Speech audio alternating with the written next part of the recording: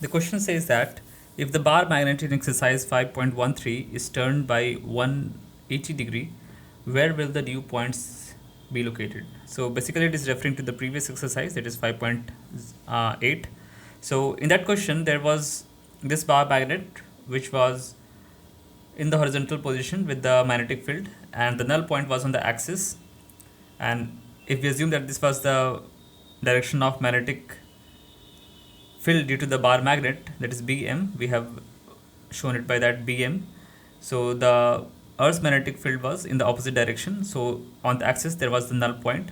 So now the magnet has been reversed to 180 degree.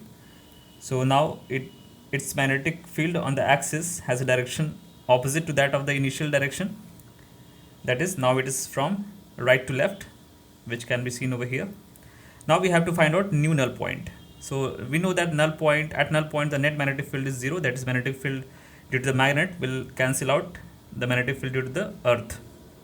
So we have to find out at what point the magnetic field will be 0, the total magnetic field will be 0, or the null point of the magnet.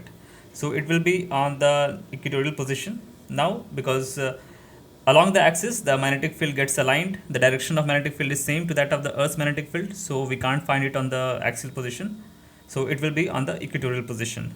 Now B at equatorial position is given by mu naught m by 4 pi r cube, where r is the distance from the center of the magnet.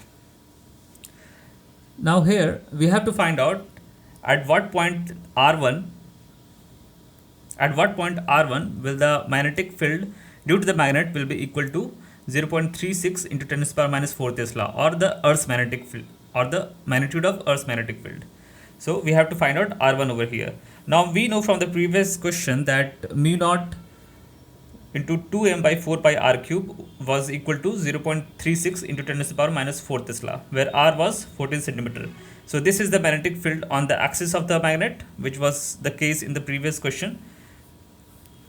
At r equals to 14 there was a null point, so it equals the magnitude of magnetic field to the earth. So we know this. Now we have to find out r1 for the same magnitude of magnetic field. So when we divide this both equations, we will get 0.14 meter or 14 centimeter by r1 cube, that is, this is the unknown, would be equal to 2. So from this equation we can find out r1, which will be equal to 11.1 centimeter. That is, the new null point will be at the equatorial position at 11.1 centimeter away from the center of the magnet. Thank you.